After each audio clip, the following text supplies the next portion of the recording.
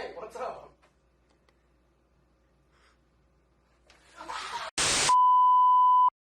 Hello, I'm Ethan, And I'm Elliot. And I'm Brayden.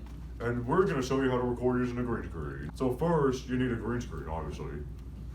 You need a secure room to actually record that though. And lastly, you need something to record with, like a phone. Firstly, you can manually edit out the green using a video editor. One that you can use is Premiere Pro. And here's how you do it right here. First, you open up Premiere Pro, then import the video and drag it to the timeline. Then you use the search bar to look up chroma key or super key.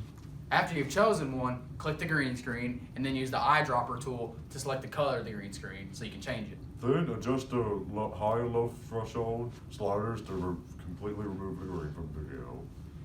After importing the image or video you want to use, put it in the timeline. And then drag all of it into the timeline to change your background, and you're done.